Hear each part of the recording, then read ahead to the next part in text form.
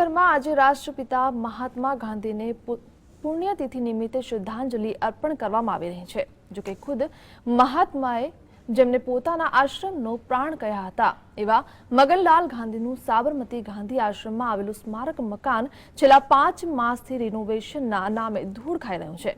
અહીં રિનોવેશનના નામે ગાંધી વિચારના પ્રતીક એવા રેટિયો અને ચરખાને પણ કચરામાં ધકેલી દેવામાં આવ્યા છે, જેને જોઈને કોઈ પણ ગાંધી પ્રેમીનું માથું શરમથી ઝૂકી જાય તેમ છે।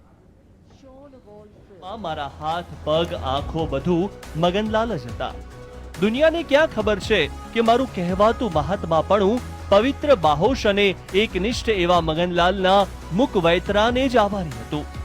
આ શબ્દો કોઈ બીજાએ નહીં પણ ખુદ રાષ્ટ્રપિતા મહાત્મા ગાંધીએ સાબરમતી આશ્રમ નિવાસ દરમિયાન તેમના સન્નિષ્ઠ સેવક એવા મગનલાલ ગાંધી માટે ઉચ્ચાર્યા હતા।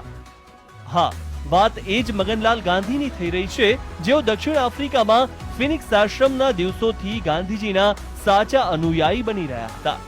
તેમણે આશ્રમ નિવાસ દરમિયાન રૂ કાતવા માટેના ચરખાની વિવિધ અપગ્રેડ ડિઝાઇન રજૂ કરી હતી, જેણે આગળ જતા ગાંધી વિચારના પ્રતીક સમી ખાદીને જન્મ આપ્યો હતો। જો કે વર્ષ 2015માં સમયની સાથે સ્થિતિ પણ બદલાઈ ગઈ છે અને ગાંધી આશ્રમનો પ્રાણ ગણાતા મગનલાલ ગાંધીનું સ્મારક મકાન જ આજે રિનોવેશનના હેઠળ છેલ્લા 5 માસથી બિસ્માર હાલતમાં છે। જો કે વધુ આઘાત લાગે તેવી વાત એ છે કે જે મગનલાલે રેંટિયા અને ચરખાની વિવિધ અપગ્રેડ ડિઝાઇનો બનાવી તેમના જ મકાનમાં રેંટિયો અને ચરખો ધૂળ ખાય છે। અહીં એ પણ યાદ રાખવું જરૂરી છે કે મગનલાલ ગાંધીએ રેંટિયા અને ચરખાને અપગ્રેડ કર્યા બાદ જ ગાંધીવાદીના પ્રતીક સમી ખાદીનો જન્મ શક્ય બન્યો હતો। ગાંધી વિચારના પ્રતીક સમી ખાદી મગનલાલ ગાંધી થકી જ અસ્તિત્વમાં આવી હતી, જેનું મહત્વ આજે ખુદ ગાંધી આશ્રમમાં જ કોડીનું થઈ પડ્યું છે। જો કે 5 માસ ઓછા હોય તેમ આશ્રમ સંચાલકોના જણાવ્યા પ્રમાણે રિનોવેશનનું બહાનું આગામી માર્ચ માસ સુધી ચાલશે, એટલે કે હજુ 2 માસ સુધી આ સ્થિતિમાં કોઈ સુધાર નહીં થાય તે નક્કી છે। લગભગ માર્ચ મહિનામાં પૂરું થઈ જશે।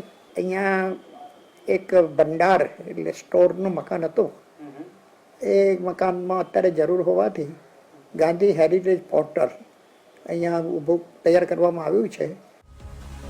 આશ્રમની મુલાકાત લેનારને કદાચ ખ્યાલ પણ નહીં હોય કે મગનલાલ ગાંધી મહાત્મા ગાંધીના મોટા ભાઈ ખુશાલદાસના પુત્ર હતા અને સંબંધે ગાંધીજીના ભત્રીજા। ઉપરાંત મગનલાલ એક આર્કિટેક્ટ અને કાર્યક્ષમ મેનેજર હતા અને આશ્રમના તેમના સંચાલન કાર્યથી અભિભૂત થઈને ખુદ ગાંધીજીએ તેમને આશ્રમનો પ્રાણ કહ્યા હતા। અમદાવાદમાં ગાંધીજીએ આશ્રમ શરૂ કર્યો ત્યારથી તેઓ ગાંધીજી સાથે રહેતા હતા। તેઓ મહાત્મા સાથે દક્ષિણ આફ્રિકાના ફિનિક્સ આશ્રમમાં પણ સાથે હતા। સત્ય અને અહિંસાના તેમના આચરણ અને વિચારોના કારણે તેમને ગાંધી વિચારના પ્રથમ અનુયાયી કહેવામાં આવતા। આવા સન્નિષ્ઠ કાર્યકર મગનલાલ ગાંધીનું 23મી એપ્રિલ 1928ના રોજ ટાઇફોઇડના કારણે અવસાન થયું, ત્યારે ભારે દુઃખી થયેલા મહાત્મા ગાંધીએ નિસાસો નાખતા કહ્યું હતું કે મગનલાલના જવાથી હું વિધવા થઈ ગયો।